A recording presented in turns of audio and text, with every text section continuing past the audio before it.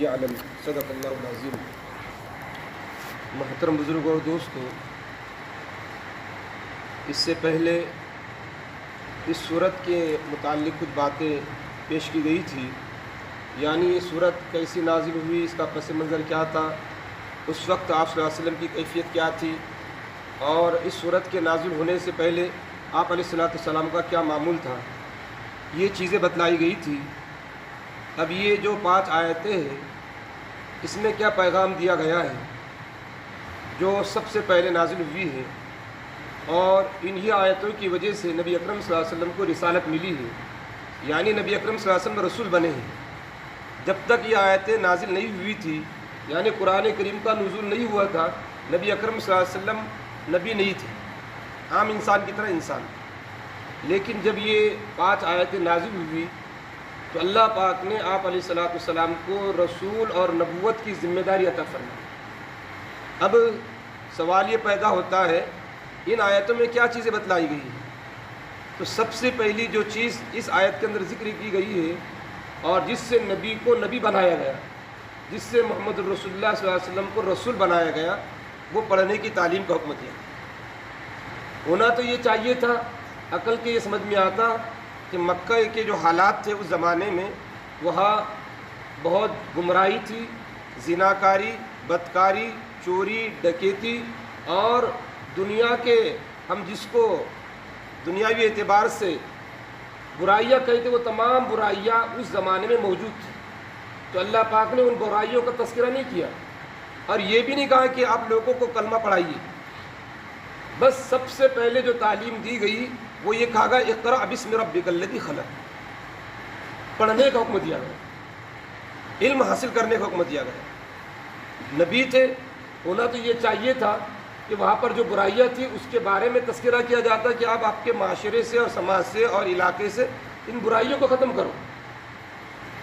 لیکن اللہ پاک نے سب سے پہلے ایسی تعلیم کا حکم دیا کہ جس کے ذریعے سے یہ کہا گیا کہ آپ اقرأ باسم ربک الذی خلق، اس رب کے نام سے پڑھیے جس نے پیدا کیا۔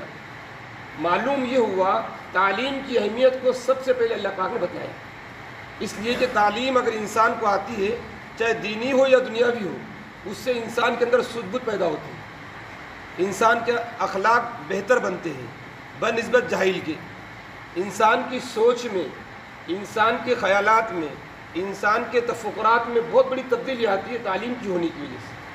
معلوم یہ ہوا ان برائیوں کا تذکرہ نہ کرتے ہوئے نبی اکرم صلی اللہ علیہ وسلم کو یہ حکم دیا گیا کہ آپ پڑھنے کا حکم دیجیے، تعلیم کا حکم دیجیے۔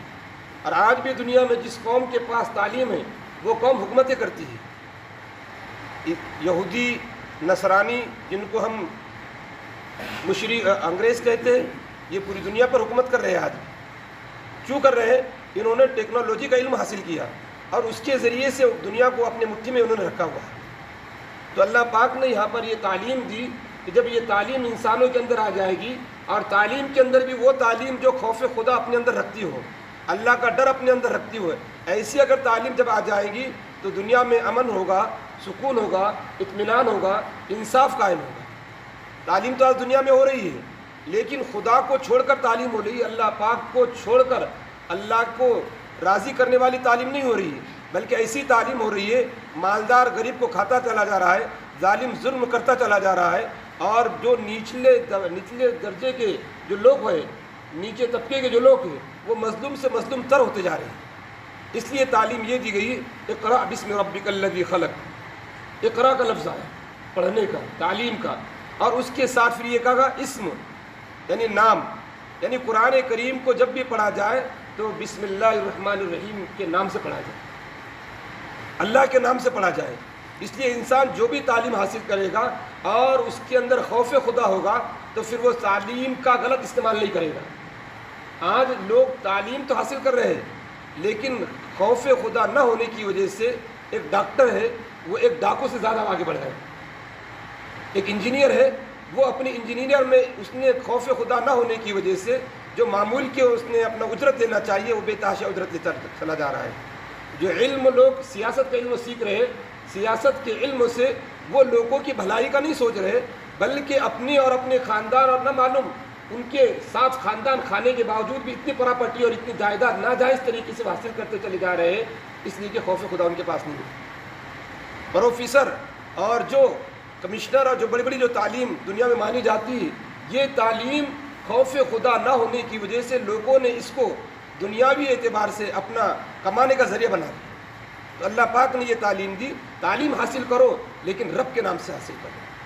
ایک ڈاکٹر رہے گا، خدا کا خوف رہے گا، پھر وہ ایک اجرت دے گا، تو اس کے اوپر جب پیشنٹ اس کے پاس آئیں گے، اس کے پاس جب لوگ آئیں گے تو ان کے دل میں ہمدردی رہے گی، خیر خواہی رہے گی، تو اس کا بھی بھلا سوچے گا، اپنا بھی بھلا سوچے گا۔ ورنہ آج کل ڈاکٹروں کا خود یہ کہنا ہے ڈاکو کو محنت کرنا پڑتی ہے، ڈاکو کو خود محنت کرنا پڑتی ہے ڈاکہ ڈالنے کے لیے، ڈاکٹر کو اتنی بھی محنت نہیں کرنا پڑتی ڈاکہ ڈالنے کے لیے، لیکن وہ معیوب نہیں سمجھا جاتا۔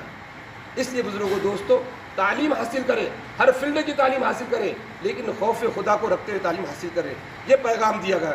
جب خوف خدا جب آ جائے گا تو پھر انسان کوئی بھی تعلیم حاصل کرے گا تو پھر اس کے اندر حلم رہے گا، بردباری رہے گی، سنجیدگی رہے گی، متانت رہے گی، اور پھر لوگوں کو اس سے فائدہ ہوگا، اور لوگ بد دعائیں نہیں دیں گے بلکہ اس کے لیے دعائیں دیں گے۔ تو اللہ کے نام سے پڑھنے کا حکم دیا گیا۔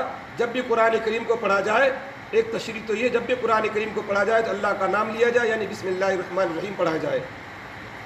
دوسرا مطلب یہ ہے کہ کوئی بھی تعلیم حاصل کیا جائے، کوئی بھی تعلیم حاصل کرے تو اس وقت اللہ کے اپنے سامنے رکھتے ہوئے تعلیم کو حاصل کرے، تاکہ اس تعلیم سے غلط آدمی مطلب بیان کر کے، غلط بیانی کر کے دوسرا کوئی راستہ نہ اختیار کرے۔ اور پھر آگے رب کا لفظ آیا۔ رب کسے کہتے ہیں؟ یعنی وہ اللہ، نبی کریم صلی اللہ علیہ وسلم کو یہ تعلیم دی گئی، آپ کو پڑھنا ہے تو رب کے نام سے پڑھنا ہے، اللہ کے نام سے پڑھنا ہے۔ اور رب کہتے تربیت کرنے والے۔ آپ علیہ الصلوۃ والسلام امی تھے، پڑھنا نہیں جانتے تھے، لکھنا نہیں جانتے تھے، مانا بھی قاری۔ اس سے پہلے گزر چکا، جب قرآن کریم نازل ہونے سے پہلے جبرائیل علیہ الصلوۃ والسلام جب یہ آیتیں لے کر آئے تھے، آپ علیہ الصلوۃ والسلام کو 3 مرتبہ انہوں نے دبایا۔ تینوں مرتبہ آپ علیہ الصلوۃ والسلام نے فرمایا ما انا بقاری، میں پڑھا لکھا نہیں ہوں۔ تو اللہ پاک یہ فرما رہے آپ کو پڑھنا ہے، اور کس نام سے پڑھنا ہے؟ اس رب کے نام سے پڑھنا ہے جو آپ کی تربیت کرنے والے ہیں۔ اور تربیت بھی چونکہ آپ علیہ الصلوۃ والسلام لکھنا پڑھنا نہیں جانتے تھے، تو اللہ کے فرمان سے، اللہ کے حکم سے آپ کی ایسی تربیت کی جائے گی جس کی وجہ سے آپ کو اتنا علم آ جائے گا، جس کی وجہ سے آپ کو اتنا علم آ جائے گا۔ تو نبی اکرم صلی اللہ علیہ وسلم فرمایا اوتیت علم الاولین والآخرین، کہ مجھے اتنا علم دیا گیا حضرت آدم سے لے کر آج تک اور قیامت تک کے، اور قیامت کے بعد کا بھی علم دیا گیا، جبکہ آپ امی تھے، آپ کو لکھنا پڑھنا نہیں آتا تھا، اتنا علم کہاں سے آ گیا؟ تو یہ سب اللہ پاک نے نبوت کے ذریعے سے اللہ کے رسول صلی اللہ علیہ وسلم کو علم دیا، اور جس کی وجہ سے آپ علیہ الصلوۃ والسلام نے امت کی رہبری فرمائی۔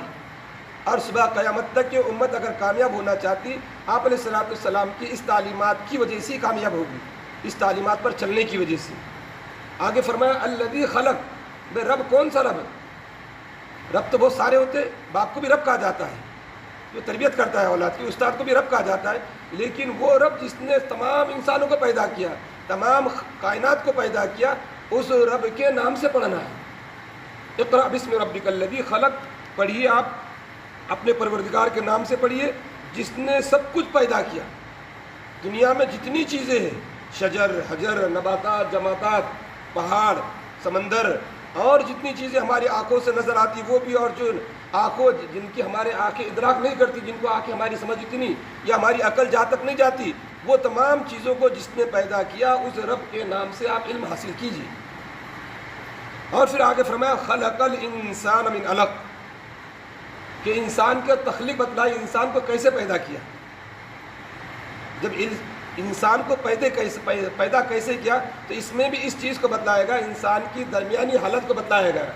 اللہ فرماتے خلق الانسان، وہ رب، وہ اللہ جس نے تمام چیزوں کو پیدا کیا، اور پھر اس میں انسان جو اشرف المخلوقات ہے، انسان جو اشرف المخلوقات ہے، سب سے بہترین مخلوق اللہ پاک کی سروئی زمین پر انسان ہے، اس کو پیدا فرمایا، اور اس کو پیدا کس طرح فرمایا اس کو بتلا رہے ہیں۔ خلق الانسان من علق، اللہ فرماتے ہیں کہ ہم نے انسان کو جمے ہوئے خون سے پیدا کیا، جمے ہوئے خون سے پیدا کیا، انسان کی درمیانی حالت کو بتلایا۔ اس سے پہلے انسان کے اوپر خون کے جمنے سے پہلے 2 حالتیں گزر جاتی ہیں، اور خون کے جمنے کے بعد پھر 2 حالت انسان پر آتی ہے۔ تو درمیانی حالت کو بتلا کر انسان کو پہلے کی بھی اوقات بتلائی اور بعد کی بھی اوقات بتلائی کہ پہلے تم کیا تھے اور پھر درمیان میں کیا ہوئے اور اس کے بعد کیا ہوئے اور پھر تم انسان کیسے بنے۔ پہلے انسان مٹی تھا، پھر حضرت آدم علیہ السلام کو اللہ تعالیٰ نے مٹی سے پیدا فرمایا اور اس کے بعد پھر نطفہ بنا، یعنی انسان وجود میں آ گیا تو انسان کے وجود میں آنے کے بعد نطفہ بنا جسے منی کہتے، اور اس کے بعد پھر یہ منی مادر رحم میں گئی اور اس کی وجہ سے پھر خون جمع ہوا خون بنا، الگ کہتے جمع خون کو، خون جم جاتا ہے اور خون جب جم جاتا ہے اس کے بعد پھر انسان مادر رحم کے اندر وہ گوشت بنتا ہے، یعنی چوتھی کیفیت گوشت بننے کی۔ تیسری کیفیت کو بتلایا جمع ہوا خون، پہلے دو کیفیتیں گزر گئی کہ وہ مٹی تھا، دوسری کیفیت اس پر یہ آئی کہ پھر وہ خون بنا، دوسری کیفیت اس پر یہ آئی کہ وہ جمع ہوا نطفہ بنا، اور تیسری کیفیت کا یہاں پر تذکرہ ہے کہ جمع ہوا خون، اور اس کے بعد جو چوتھی کیفیت تھی اس کی انسان کی وہ یہ تھی کہ پھر گوشت بنا، اور گوشت کے بعد اس میں ہڈی آئی اور پھر اس کا وقت مقرر آیا تو پھر دنیا میں آیا۔ تو اللہ پاک نے اس آیت میں درمیانی چال کو بتلایا، درمیانی حالت کو بتلایا، درمیانی حالت میں تم کس پوزیشن میں تھے تم، اور ان تمام پوزیشن میں وہ انسان، وہ مٹی ہو یا پھر خون ہو یا پھر گوشت ہو یا قطرہ ہو منی کا یا پھر ہڈی ہو، انسان کا اپنا کوئی بس نہیں تھا، اس میں انسان کچھ کر نہیں سکتا تھا اس میں۔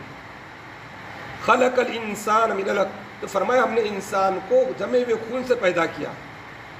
جب پیدا کر دیا جمے ہوئے خون سے تو پھر اور تاکید کی گئی، جیسے پہلے کہا گیا اقرا بسم ربک الذی خلق، اور اقرا کا لفظ ڈبل سے لائے، اس میں تکرار آئی، یعنی مکرر لفظ کو لایا گیا۔ ایک تو مطلب یہ کہ پہلا جو اقرا تھا وہ نبی اکرم صلی اللہ علیہ وسلم کی ذات کے لیے تھا، آپ خود پڑھیے پہلے، جو جبرائیل بتلا رہے اس کو پڑھیے، اور دوسرا اقرا جو آیا ہے وہ اس لیے آیا کہ آپ لوگوں کو پڑھائیے، یہ تعلیمات آپ لوگوں کو دیجیے۔ اقرا وربک الاکرم، کون سی تعلیم دینا ہے؟ اقرا وربک الاکرم، پڑھیے آپ کے پروردگار بڑے کرم کرنے والے ہیں، ان کے نام سے پڑھیے، ان کے نام سے سکھلائیے لوگوں کو۔ تو اللہ پاک نے اپنا بھی تعارف فرمایا ہے کہ اقرا وربک الاکرم، اللہ بڑے اکرام والے ہیں، بڑے عزت والے ہیں، اور تمام انسانوں کی پرورش کرنے والے، اس رب کی تعلیمات کو آپ عام کیجیے۔ معلوم یہ ہوا قرآن اور حدیث کی تعلیمات کو ہم جو عام کر رہے ہیں یہ نبی اکرم صلی اللہ علیہ وسلم کے فرمان کی وجہ سے، اللہ کے حکم کی وجہ سے، کہ میں لوگوں کو بتلائیے، قرآن کی تعلیم سے لوگوں کو آشنا کیجیے، ان کو معلومات فراہم کیجیے تاکہ لوگ اس پر چلیں۔ الذی علم بالقلم، پھر یہ فرمایا کہ ہم نے انسان کو قلم کے ذریعے سے سکھلایا۔ ایک ہوتا ہے علم، اور پھر اس علم کو سکھلانے کا ذریعہ قلم ہوتا ہے۔ قلم کی بڑی فضیلت آئی ہے اور ہر زمانے میں قلم کی بڑی اہمیت رہی ہے، یعنی جن لوگوں کو پڑھنا ایک چیز ہے اور لکھنا ایک چیز ہے، پڑھنے کے مقابلے میں لکھنے والے کی زیادہ اہمیت بڑھ جاتی ہے، یعنی جس کو لکھنا آتا ہے اس کو پڑھنا خود بخود آ جائے گا، اور جس کو پڑھنا آتا ہے اس کو ضروری نہیں لکھنا ہے۔ بہت سارے لوگ آپ نے دیکھے ہوں گے وہ پڑھ لیتے تو صحیح لیکن لکھ نہیں پاتے، لیکن جو لکھ لیتا ہے وہ پڑھ بھی لیتا ہے۔ تو معلوم یہ ہوا، اور سورہ رحمان میں بھی اللہ نے فرمایا الرحمن علم القرآن خلق الانسان، وہاں پر اللہ تعالیٰ نے قلم کا تذکرہ کیا اس سورہ رحمان کے اندر۔ تو یہاں پر بتلایا اللہ پاک نے الذی علم بالقلم، وہ اللہ وہ ذات ہے جس نے انسان کو قلم کے ذریعے سے سکھلایا۔ سب سے پہلے اللہ پاک نے قلم کو پیدا فرمایا، مخلوقات کو پیدا کرنے سے پہلے۔ نبی اکرم صلی اللہ علیہ وسلم فرماتے کہ اللہ پاک نے سب سے پہلے قلم کو پیدا فرمایا اپنے دست مبارک سے، اپنے ہاتھ سے، اور اس کو فرمایا لکھ، کائنات کی تقدیرات کو لکھ۔ تو اس قلم نے کائنات کی تقدیرات کو لکھ دیا، وہ کتابی شکل میں عرش پر اللہ کے پاس موجود ہے، کتابی شکل میں اللہ کے پاس وہ کتاب جو قلم نے سب سے پہلے لکھی، تمام کائنات کا اس میں علم آ گیا، تقدیر کا، تمام کائنات کے تقدیر کا علم اس میں آ گیا، اور وہ اللہ کے پاس عرش پر وہ کتاب محفوظ ہے۔ روایت میں آتا ہے تو مفسرین لکھتے ہیں کہ 4 چیزوں کو اللہ پاک نے اپنے دست مبارک سے بنائی ہے، اور باقی چیزوں کو اپنے امر کن فیکون کے ذریعے سے بنایا، یعنی حکم دے دیا یہ چیزیں بن جاؤ، وہ چیزیں بنتی چلی گئی، لیکن 4 چیزیں ایسی ہیں جو اللہ پاک نے خود بنائی ہے۔ اس میں ایک چیز تو یہ ہے قلم، عرش اور جنات عدن اور حضرت آدم، 4 چیزوں کو اللہ پاک نے اپنے دست قدرت سے بنایا ہے، اپنے دست مبارک سے بنایا ہے۔ قلم، عرش اور حضرت آدم علیہ السلام کو اور جنت کو، اسے جنت یعنی دائمی جنت کو، یہ 4 چیزیں اللہ پاک نے اپنے دست قدرت سے بنایا، اور باقی جتنی چیزیں ہمیں نظر آتی ہے اور جو نظر نہیں آتی ان تمام چیزوں کو اللہ تعالیٰ نے جو پیدا فرمایا ہے، اپنا اللہ کا جو حکم ہوتا ہے امر کن ہو جا، ان چیزوں سے پیدا فرمایا۔ مفسرین لکھتے ہیں کہ عالم میں 3 قلم ہیں، 3 قلم ہیں۔ ایک قلم تو وہ جس کو اللہ تعالیٰ نے پیدا کیا، اور اللہ تعالیٰ نے اس قلم کے کہا ہے کہ کائنات کے علم کو لکھ دے، اور اس میں انسان کے اعمال کو بھی لکھ دے۔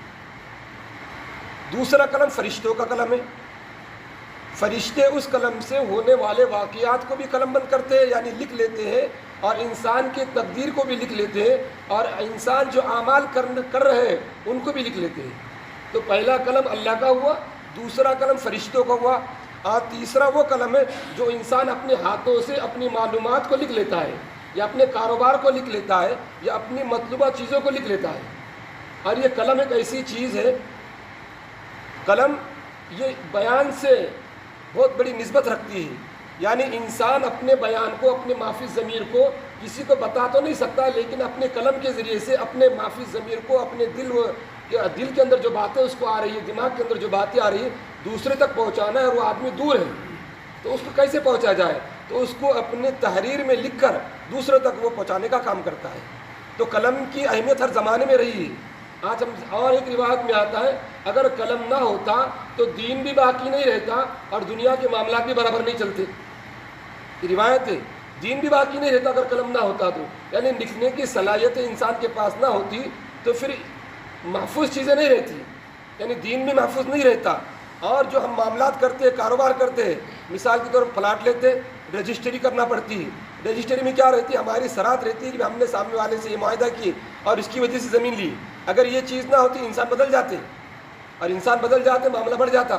اور ہر چیز میں، ہر چیز جو لکھا پڑھائی کے ذریعے سے کی جاتی ہے وہ مضبوط ہوتی ہے، پائیدار ہوتی ہے، اور اس کے مطابق کورٹ جو ارباب حکومت ہوتے ہیں، یعنی جو کورٹ ہوتی ہے، قاضی ہوتے ہیں، اس کے مطابق وہ فیصلہ کرتے تمہاری کیا بات پہلے طے ہوئی تھی اور اس کہاں لکھی ہوئی ہے۔ تو اس کی بڑی اہمیت رہی ہر زمانے میں۔ اگر لکھنا پڑھنا نہیں آتا اور اگر یہ لکھنے قلم نہ ہوتا تو دین بھی باقی نہیں رہتا اور انسان کے معاملات بھی دنیا میں بڑے پیچیدہ ہو جاتے اور جھگڑے بڑھتے چلے جاتے۔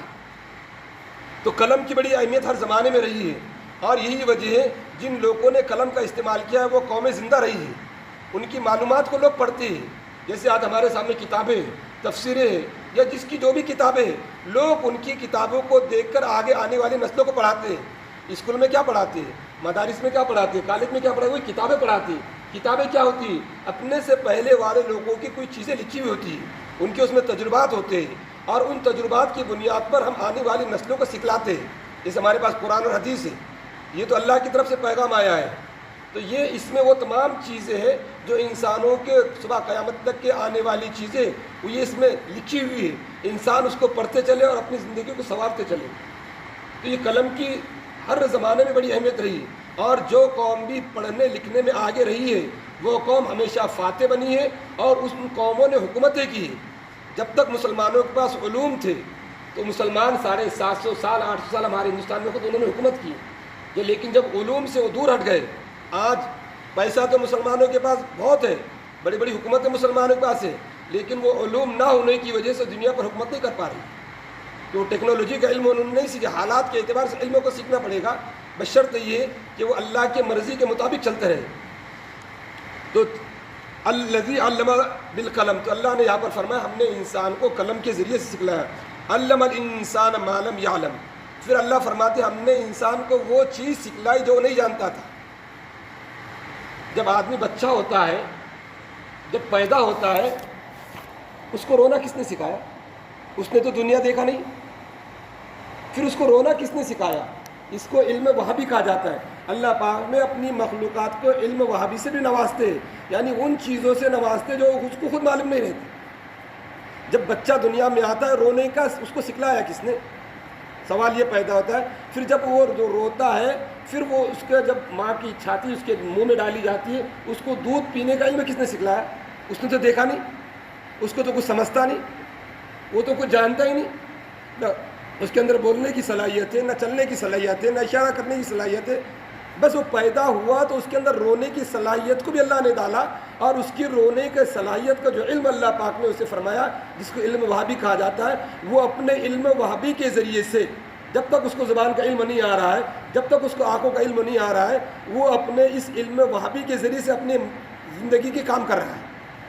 یعنی رو رہا ہے تو اس کی ماں سمجھ رہی ہے اس کو یہ چیز کی ضرورت ہے، رو رہا ہے تو اس کی ماں سمجھ رہی ہے اس کو سردی ہو رہی، رو رہا ہے ماں سمجھ رہی گرمی ہوئی، رو رہا ہے اس کے سرپرست سمجھ رہے اس کو یہ چیز کی ضرورت ہے.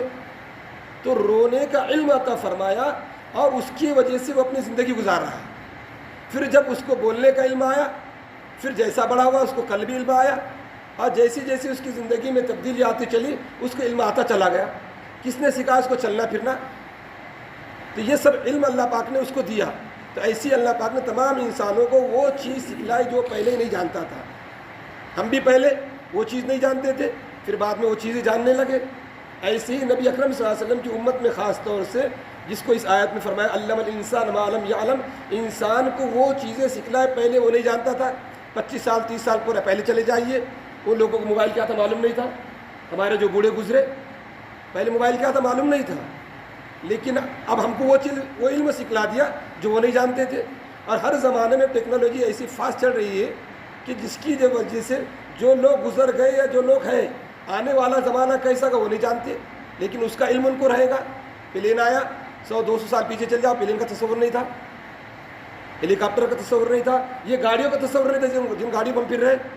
سائیکل آئی تھی جب اس زمانے میں لوگ بڑا تعجب کرتے تھے. ریڈیو آیا تو اس زمانے میں پورے گاؤں والے جمع ہوتے تھے ایک جگہ، بھی اس کا کیسے آواز آتی ہے. تو یہ علم کون سکھلا رہا ہے؟ اور بنانے والے کو بھی علم کون سکھلا رہا ہے؟ سب اللہ پاک سکھلا رہے.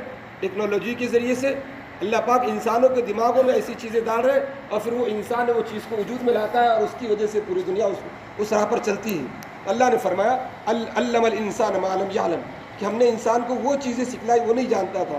تو یہ 5 چیزیں جو سب سے پہلی نازل ہوئی ہے، اور یہی سے نبوت کا آغاز ہوا. یعنی اللہ کی معرفت کا علم اللہ پاک نے اپنے نبی کے ذریعے سے امت تک پہنچایا.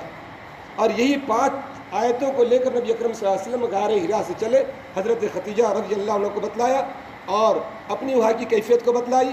اور حضرت خدیجہ ایمان لائی، مردوں میں حضرت ابوبکر ایمان لائے، بچوں میں حضرت علی ایمان لائے، غلاموں میں حضرت زید ایمان لائے. اور پھر یہاں سے اسلام کی بنیاد شروع ہوئی، مسلمان لوگ بننا شروع ہوئے. اور پھر ایک وقفے تک وحی کا آنا منقطع ہو گیا، بند ہو گیا، اور آپ صلی اللہ علیہ وسلم کی بے چینی اور بے قراری اور بڑھتے چلی گئی. اور پھر جب دوسری آیتیں آئی، پھر آپ صلی اللہ علیہ وسلم نے اپنے اس مشن کو اور تیز کیا، اور کچھ ہی وقتوں میں، یعنی کچھ ہی سالوں کے اندر ایک صحابہ کی بڑی جماعت ہوئی. پھر 10 سال کے اندر اور 13 سال کے اندر ایک بڑی جماعت ہوئی. پھر اللہ نے حکم دیا ہجرت کرنے کا. پھر نبی اکرم صلی اللہ علیہ وسلم مدینہ منورہ آئے، اور مدینہ منورہ میں آنے کے بعد پھر آپ علیہ الصلوۃ والسلام نے جہاد کیا، جنگیں کی، اور وہاں پر ایک اسلامی ریاست کو قائم کیا. اور 23 سالہ زندگی میں ایک دنیا کے بڑے طبقے تک اسلام کو پھیلا دیا، دنیا کے بڑے حصے تک اسلام کو پھیلا دیا، اللہ کے پیغام کو لوگوں تک پہنچا دیا، اور اس دنیا سے چلے گئے. اللہ تعالیٰ سے دعا ہے کہ اللہ تعالیٰ ہم تمام کو علم، اور وہ بھی علم خدائی، یعنی اللہ والا علم نصیب فرمائے، جس کی وجہ سے ہماری اپنی آخرت بھی سنورے، دنیا بھی بنے، اور انسانوں کو فلاح اور کامیابی ملے. اللہ پاک ایسے علم سے ہم تمام کو نوازے. آمین. وآخر دعوانا الحمدللہ رب العالمین.